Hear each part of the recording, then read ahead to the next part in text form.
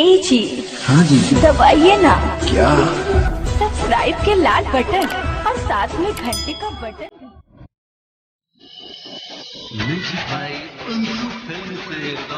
Studio Gautam market Dharamshala Chowk Bhasar.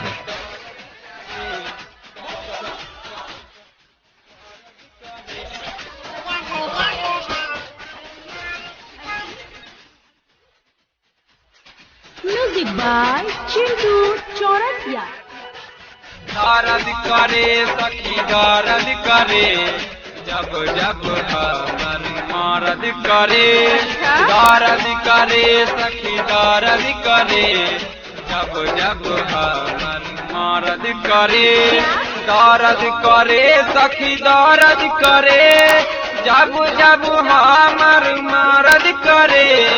दर्द करे सखी दर्द करे जब जब हमर मर्द करे। दर्द करे सखी दर्द करे जब जब हमर मर्द करे।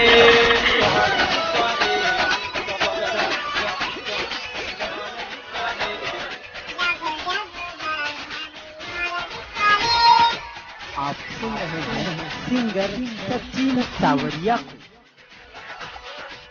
हमरो मर्द जब कहरेला सहकी तोरे पसीना सब चीज हो।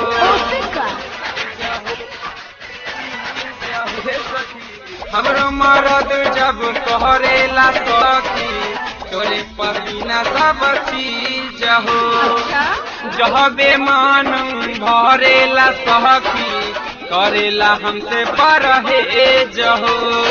बारा कभी हलक बारा कभी हलक छोटी सीनी मुआ बारा कभी हलक। दर्द करे सखी दर्द करे जब जब हमर मर्द करे।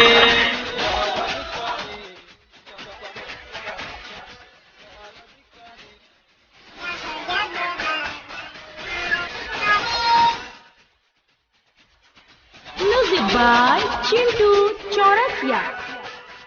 का कही सखी और कावन बतिया मन करे न बर्दाश्त हो।